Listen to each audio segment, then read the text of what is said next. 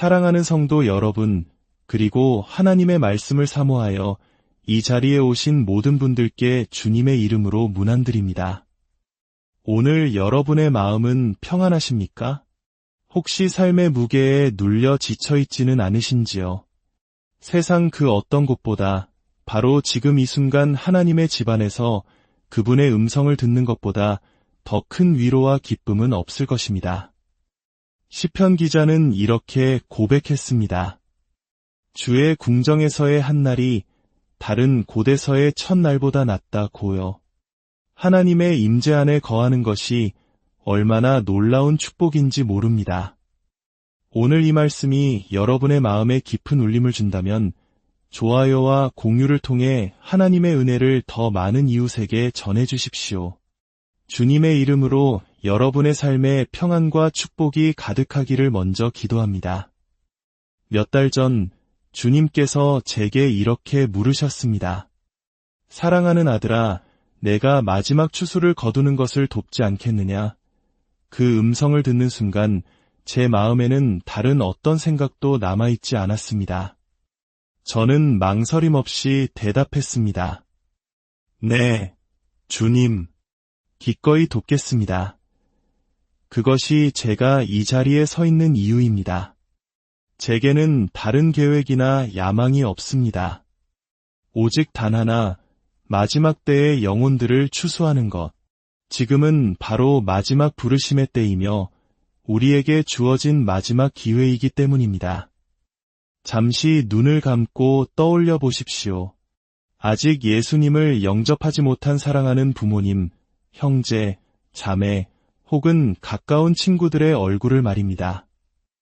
아마 이 자리에 계신 많은 분들이 그런 가족과 이웃을 마음에 품고 계실 겁니다. 오늘 말씀을 들은 후 여러분에게 한 가지 숙제를 드리고 싶습니다. 물론 우리는 그들을 위해 계속 기도해야 합니다. 하지만 이제는 기도를 넘어 예수 그리스도의 살아있는 증인으로 그들에게 나아가야 할 때입니다. 어떤 분은 이렇게 생각할지 모릅니다. 이미 여러 번 복음을 전했지만 그들은 듣지 않았어요. 하지만 다시 한번 나아가십시오. 때가 무르익었기 때문입니다. 여러분이 그들을 위해 흘린 눈물의 기도가 하늘에 닿아 이제 열매 맺을 준비가 되었습니다. 그들의 마음밭이 준비되었고 하나님 나라에 들어올 준비가 되었습니다. 주님께서는 제게 말씀하셨습니다. 많은 이들의 부모님과 가족들이 이제 곧 영원한 집으로 돌아갈 준비를 하고 있지만 아직 예수님을 알지 못한다고 말입니다. 그들이 이 세상을 떠나기 전에 우리가 먼저 다가가 예수 그리스도를 전해야만 합니다. 저에게는 5명의 형제가 있습니다. 주님께서 그들에게 가서 복음을 전하라고 하셨을 때 저는 순종했습니다. 그리고 아주 분명하게 말했습니다. 만약 당신들이 회개하지 않는다면 지옥에 가게 될 것입니다. 감사하게도 그들은 모두 회개하고 지금은 주님을 섬기고 있습니다. 오늘 제가 나누고 싶은 이야기는 바로 이것입니다. 이것은 단순히 새로운 지식을 배우는 시간이 아닙니다. 혹자는 그 이야기는 이미 아는 내용이야 라고 말할지도 모릅니다. 하지만 기억하십시오. 하나님의 말씀은 순종할 때까지 진정으로 당신의 것이 되지 않습니다. 알고도 행하지 않는 것은 하나님께 불순종하는 것입니다. 사도행전 1장 5절과 8절의 말씀을 보겠습니다. 예수님께서 승천하시기 직전 제자들에게 마지막으로 당부하신 말씀입니다. 요한은 물로 세례를 베풀었으나 너희는 몇 날이 못되어 성령으로 세례를 받으리라 하셨느니라. 오직 성령이 너희에게 임하시면 너희가 권능을 받고 예루살렘과 온 유대와 사마리아와 땅끝까지 이르러 내 증인이 되리라 하시니라. 예수님께서는 말씀하십니다. 내가 떠나기 전에 너희는 반드시 한 가지를 기억해야 한다. 내 아버지의 약속, 곧 성령을 받으라. 내가 너희에게 맡길 사명은 인간의 힘으로는 감당할 수 없기에 너희는 반드시 나의 능력으로 채워져야만 한다. 이 말씀의 핵심은 두 단어입니다. 바로 권능과 증인입니다. 초대교회, 사도행전에 나타난 교회의 원형을 살펴보십시오. 그들은 어떻게 그토록 폭발적으로 성장하며 세상을 변화시킬 수 있었을까요? 그들에게는 5가지 분명한 특징이 있었습니다. 첫째, 그들은 모든 사람에게 증인이 되었습니다. 흑인, 백인, 아시아인, 아프리카인, 부자, 가난한 자, 남자, 여자, 배운 자, 못 배운 자를 가리지 않고 모든 이에게 복음을 전했습니다. 오늘날 교회가 특정 계층이나 문화권에만 머무르는 모습과는 달랐습니다. 둘째, 그들의 모든 사역에는 초자연적인 성령의 능력이 함께했습니다. 가정, 교회, 사회 모든 영역에 성령의 권능이 스며들어 있었습니다. 그들이 기도할 때 건물이 진동했고 복음을 전할 때 기사와 표적이 따랐습니다. 미디어도 세련된 프로그램도 없었지만 그들에게는 하나님의 능력이 있었습니다. 셋째, 그들은 부활하신 왕 예수 그리스도를 선포했습니다. 그들의 메시지의 중심은 언제나 예수님이었습니다. 넷째, 그들은 왕의 다시 오심을 간절히 기다렸습니다. 2000년 전에도 그들은 예수님이 곧 오실 것이라는 긴박함을 가지고 복음을 전했습니다. 다섯째, 기적과 표적, 이사가 그들의 메시지가 참됨을 증명했습니다. 이것이 바로 교회를 성장시킨 원동력이었습니다. 화려한 공연이나 맛있는 식사, 혹은 가난한 자를 돕는 구제 활동이 아니었습니다. 물론 그런 것들도 선한 일이지만 성령께서 초대교회에 세우신 본질은 아니었습니다. 그러나 우리는 시간이 흐르면서 이 본질을 잃어버리고 다른 것들로 대체해버렸습니다. 인간적인 방법과 기술, 카리스마와 종교적인 형식으로 하나님의 능력을 대신하려 했습니다. 초대교회의 패턴을 보십시오. 그들은 먼저 예수 그리스도를 전했습니다.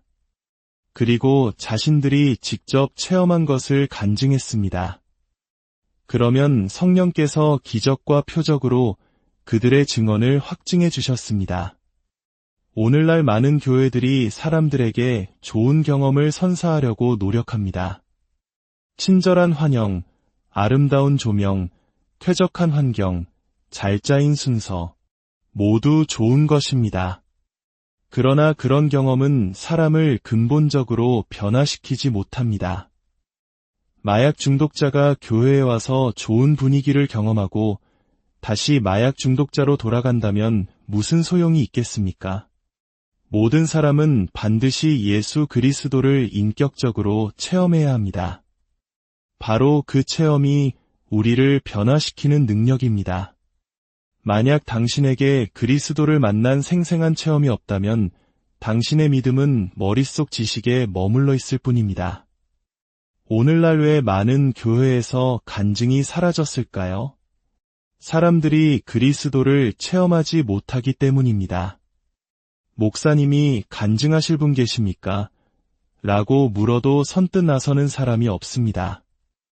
이것은 성도들이 살아계신 그리스도를 만나지 못하고 있다는 슬픈 증거입니다. 사도행전 1장 8절에 나오는 권능이라는 단어는 헬라어로 디나미스입니다.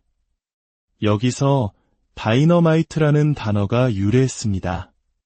이것은 상상을 초월하는 결과를 만들어내는 폭발적인 에너지, 초인적인 힘을 의미합니다. 이 능력이 없으면 비범한 결과도 없습니다. 이 능력이 없으면 교회는 성장할 수 없습니다. 우리는 이 능력을 잃어버렸기에 사람들의 관심을 끌기 위해 세상적인 방법을 동원합니다. 유명한 가수를 초청하고 화려한 이벤트를 엽니다. 그러나 초대교회는 핍박 속에서도 오직 성령의 능력으로 세상을 뒤흔들었습니다. 능력의 부재는 우리에게서 신뢰성을 앗아갔습니다. 우리가 전하는 것을 삶으로 증명해내지 못하기 때문입니다.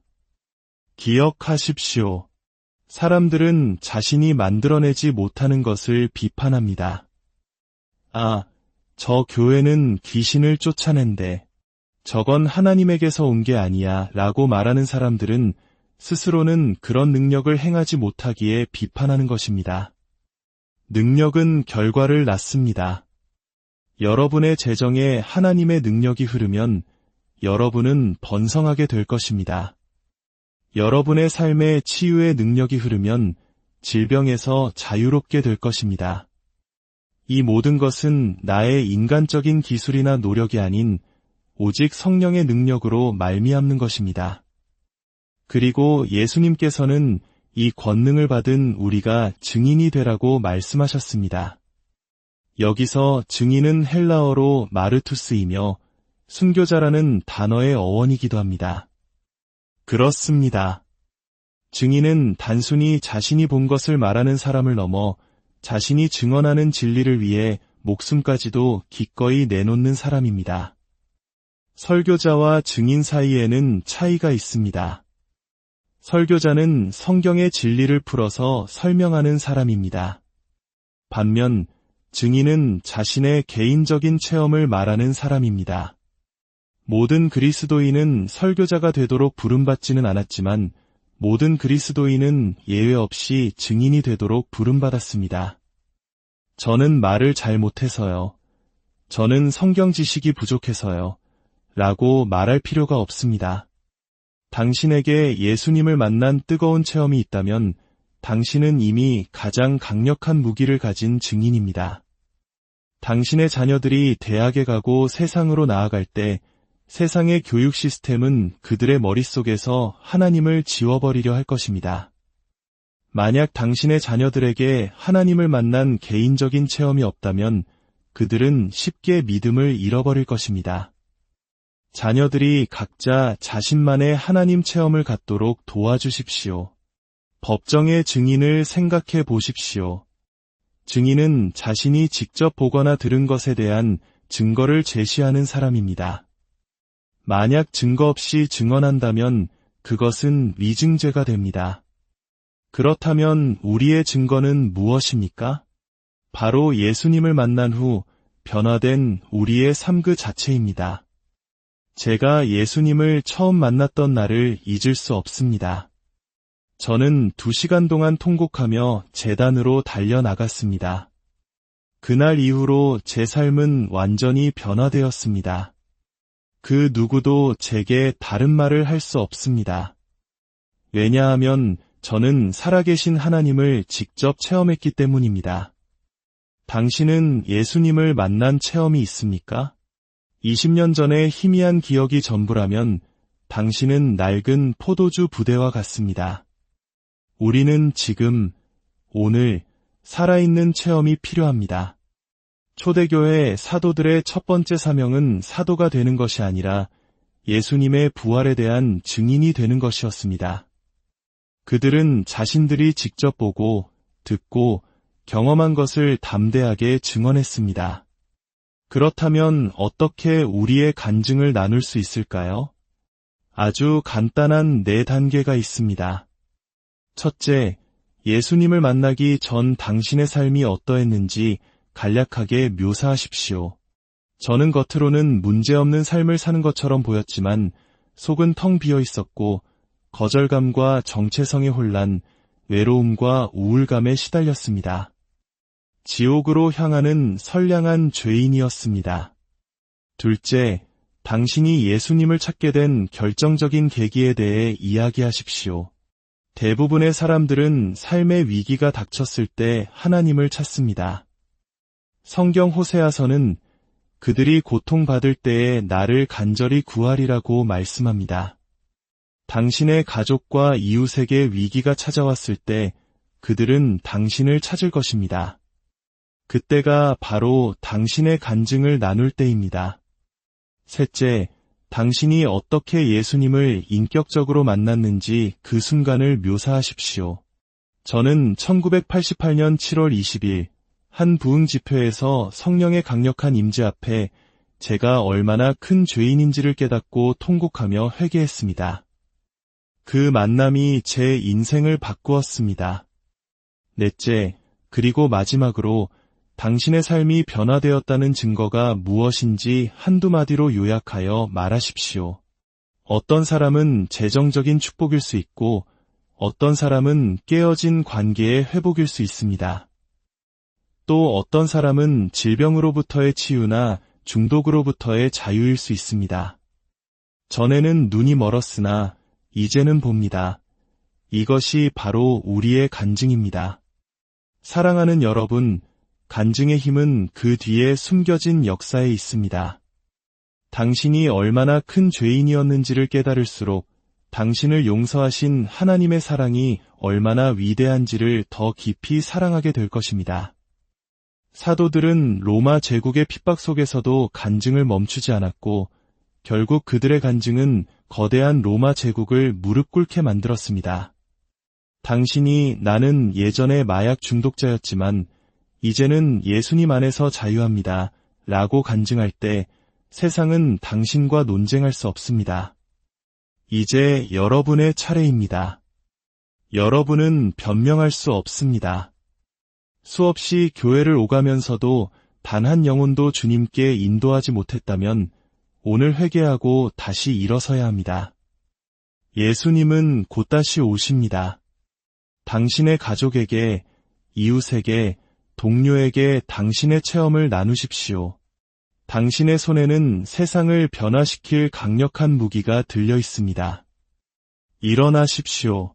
그리고 당신의 삶을 통해 살아계신 예수 그리스도를 증언하십시오. 당신이 보고 들은 것을 담대하게 말하십시오. 성령께서 당신에게 폭발적인 능력을 주셔서 당신의 간증을 통해 놀라운 구원의 열매를 맺게 하실 것입니다. 주 예수 그리스도의 이름으로 여러분 모두가 능력 있는 증인의 삶을 살아가시기를 축복하며 기도합니다.